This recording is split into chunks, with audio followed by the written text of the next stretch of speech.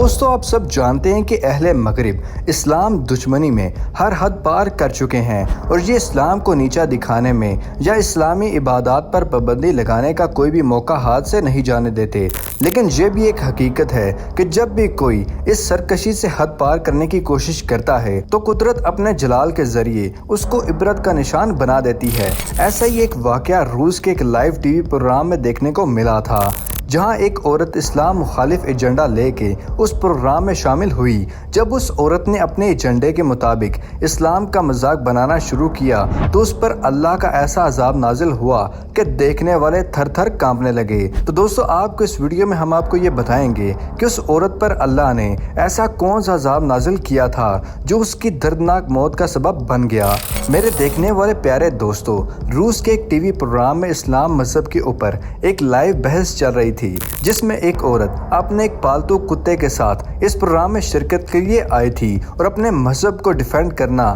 اس کا مقصد تھا، جس نے بہت ہی بےہودہ لباس پہنا ہوا تھا۔ یہ گفتگو کچھ اس طرح جاری ہوئی کہ پروگرام کے اینکر نے اس عورت سے سوال کیا کہ آپ کو دین اسلام میں سب سے زیادہ کیا پسند ہے۔ اس سوال کے جواب میں وہ لڑکی زور زور سے ہنسنے لگی اور باتوں باتوں میں اسلام کی توہین شروع کر دی اور دین اسلام کے مخالف ایسی باتیں کی جو ہم اس ویڈیو میں بالکل نہیں بتا سکتے۔ لیکن جیسے جیسے یہ اسلام کے مخالف باتیں کرتی گئی تو وہاں موجود پروگرام کے شرکاء بھی اس کی ہاں میں ہاں ملا کے ہنستے رہے، مگر باتوں تک بھی اس عورت کا دل نہیں بھرا تو وہ اپنی جگہ سے اٹھ کھڑی ہوئی اور اس نے اسی بےہودہ لباس میں نماز پڑھنے کی نقل کر کے دین اسلام کے توہین شروع کر دی۔ اسی دوران جب یہ عورت نماز کی توہین کرنے میں مصروف تھی کہ اچانک اس کے ساتھ آنے والے پالتو کتے نے اس پر حملہ کر دیا اور اس کو گلے سے دبوچ لیا۔ وہ عورت خوب چیخنے چلانے لگی۔ اس عورت کو کتے سے چھڑوانے کے لیے پروگرام کے سیکیورٹی نے چھڑوانے کی خوب کوشش کی، لیکن کتے کے دانت عورت کے گلے میں بری طرح پھنس چکے تھے، اس لیے سیکیورٹی بھی عورت کو کتے سے چھڑوانے میں ناکام رہی۔ لہٰذا سیکیورٹی نے کتے پر فائرنگ کر دی، جس سے کتا زمین پر گر گیا اور اس گستاخ عورت کو شدید زخمی حالت میں ہاسپٹل لے کے جایا گیا، جہاں یہ کچھ دیر زیر علاج رہنے کے بعد تڑپ تڑپ کر مر گئی۔ دوستو اس کے بعد پروگرام میں موجود باقی سب لوگوں پر بری طرح دہشت پھیل گئی اور وہ سب ڈر کے مارے چاہ کر بھی کچھ نہ بول سکے، جبکہ ایک خبر کے مطابق پروگرام میں شریک ہونے والے کچھ لوگوں پر ایسی بیماری کا حملہ ہو گیا تھا جس نے ان کو تڑپا تڑپا کر مار دیا۔ میرے دوستو تاریخ گواہ ہے کہ جب بھی کسی گستاخ نے اسلام کو اپنی گندی سازش کا حصہ بنانا چاہا تو اللہ پاک نے ایسے غازی پیدا کر کے ان کا سر کچل دیا یا پھر خود اپنی قدرت کے ذریعے ان کو عبرت کا نشان بنا دیا۔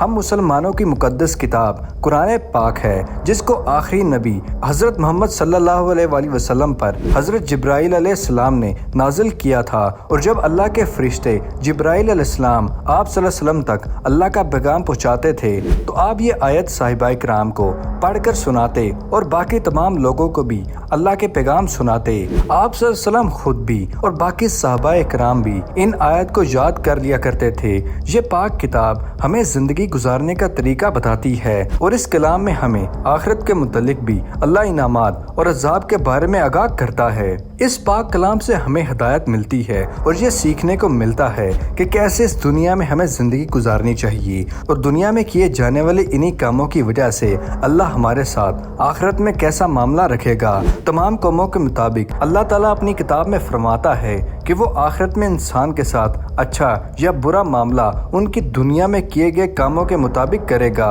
اور اس پاک کتاب کی حفاظت کا ذمہ بھی اللہ نے خود لیا ہے۔ اور یہی وجہ ہے کہ آج سے 1400 سال گزرنے کے بعد بھی کوئی شخص اس پاک کلام میں ایک بھی زیر زبر کی کمی یا اضافہ نہیں کر سکا، اور جب بھی کوئی اس میں تبدیلی کرنے کی کوشش کرتا ہے تو اس کا انجام پوری دنیا دیکھتی ہے اور وہ عبرت کا نشان بن جاتا ہے۔ دوستو ایک ایسا ہی واقعہ ترکی میں پیش آیا جب کسی ساحل پر ایک پرائیویٹ بحری جہاز پر خوب دنیا کے مزے لوٹے جا رہے تھے، جس میں 3000 سے بھی زیادہ لوگ شامل تھے اور اسرائیل سے کچھ ناچ گانا کرنے والی لڑکیوں کو بلایا گیا۔ اس فنکشن میں 30 سے زیادہ عسکری قیادت کے جرنیل بھی موجود تھے اور ان کی سربراہی میں یہ پارٹی ہو رہی تھی۔ ترکی کے ایک جنرل نے ایک کیپٹن کے ذریعے قرآن پاک کو منگوایا اور اس کو پڑھنے کا کہا۔ اس نے چند آیت کو پڑھا اور پڑھنے کے بعد اس کی تفسیر پوچھی۔ اس کیپٹن نے لا علمی کا ظاہر کیا۔ اس جنرل نے وہ کتاب لی اور پھاڑ کر پھینک دی اور کتاب کے پھٹے ہوئے ٹکڑے ناچنے والیوں کے پاؤں میں آنے لگے۔ یہ سب دیکھ کر کیپٹن کو خوب ڈر لگ گیا اور وہ تیزی سے اس محفل اور جہاز سے باہر آ گیا۔ اس کے باہر آتے ہی اس کو ایک خوفناک روشنی نظر آئی جس کو دیکھتے ہی دیکھتے اس جہاز کو اپنی لپیٹ میں لے لیا اور وہ سمندر میں پھٹ گیا اور آگ کے شعلے نظر آنے لگے جسے لوگوں کی آوازیں آنے لگی۔ اللہ پاک نے اس پورے بحری اڈے کو اٹھا کے سمندر میں غرق کر دیا اور عبرت کا نشان بنا دیا اور اس عذاب سے آس پاس کے علاقے زلزلے کی لپیٹ میں آ گئے۔ عجیب بات تو یہ ہے کہ اسرائیل کے ناچنے اور گانے کے لیے آنے والی لڑکیوں کی لاشیں تک نہیں مل سکی۔ قرآن پاک کی بے حرمتی کر کے ان لوگوں نے اللہ پاک کے عذاب کو دعوت دی تھی تو اللہ پاک نے ان سے انتقام لے ہی لیا اور دنیا میں کھوئے ہوئے لوگوں کو یہ بتا دیا کہ قرآن پاک کو اللہ پاک کی ذات نے نازل کیا ہے اور اسی کی حفاظت کا ذمہ بھی اللہ نے خود لیا ہے اور خود اللہ پاک نے خود قرآن کریم پاک میں ہی اس کلام کی حفاظت کی گواہی بھی دی ہے۔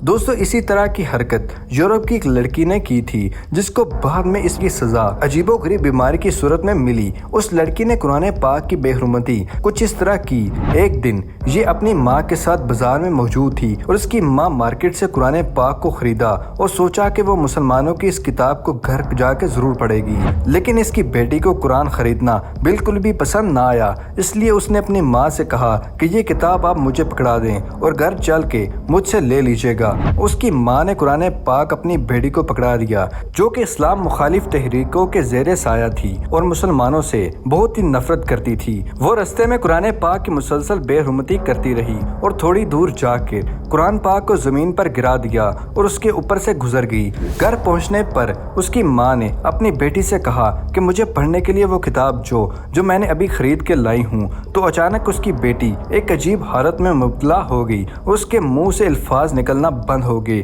اس کے منہ سے عجیب و غریب قسم کی آوازیں نکل رہی تھیں لیکن یہ کوئی بھی لفظ نہیں بول پا رہی تھی۔ یہ صورتحال دیکھتے ہوئے اس کی ماں اپنی بیٹی کو ہاسپٹل لے کے گئی۔ اچانک اس کی زبان بند ہو گئی اور جو بھی آوازیں اس کے منہ سے نکل رہی تھی یہ ہماری سمجھ سے باہر ہے۔ اس کے علاج کے لیے ایک سے بڑھ کر ایک قابل ڈاکٹرز کو دکھایا گیا اور بے شمار ٹیسٹ بھی کیے گئے مگر کوئی بھی ڈاکٹر اس کی بیماری کا پتہ نہیں لگا سکے کیونکہ یہ اللہ تعالیٰ کا عذاب تھا جس کو ڈاکٹر سمجھ نہیں پا رہے تھے۔ یہ لڑکی دیکھنے پر بہت ہی نارمل تھی لیکن جب بھی اس کے سامنے قرآن پاک کا ذکر کیا جاتا تو اس کی حالت بہت ہی بری ہو جاتی اور وہ مچھلی کی طرح تڑپنے لگتی۔ دوستو اس کی ماں اپنی بیٹی کا علاج کروانے کے لیے ہر جگہ پھر رہی تھی اور یہ بات جنگل میں آگ کی طرح پورے علاقے میں پھیل گئی اور پھر یہ بات میڈیا تک بھی جا پہنچی۔ اس طرح ایک دن دونوں ماں بیٹی کو ٹی وی پروگرام میں بلایا گیا تاکہ پتہ چلایا جا سکے کہ اس بیماری کے پیچھے آخر کیا وجہ ہے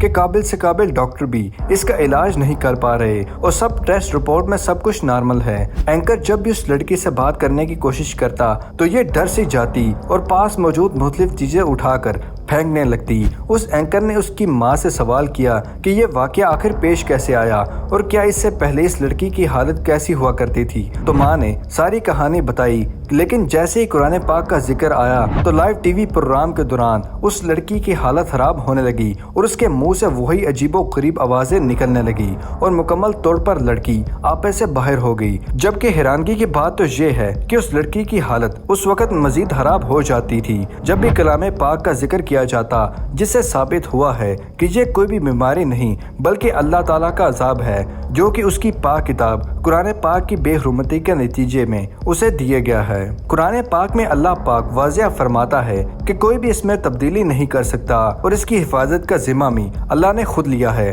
اللہ سے دعا ہے کہ قرآن پاک کی بے حرمتی کرنے والوں اور اسلام کے مذاق اڑانے والوں کو ہمیشہ اس دنیا میں عبرت کا نشان بنایا جائے اور ہم سب کا خاتمہ ایمان پر ہو اور ہمیں اس قرآن پاک کی تعلیم کے مطابق زندگی گزارنے والا بندہ بنائے، آمین۔ تو دوستو یہ تھی آج کی ویڈیو اگر آپ کو پسند آئی تو اپنے دوستوں اور فیملی کے ساتھ شیئر کرنا مت بھولیے گا۔ ملتے ہیں اگلی ویڈیو میں، تب تک کے لیے شکریہ، اللہ حافظ دوستو۔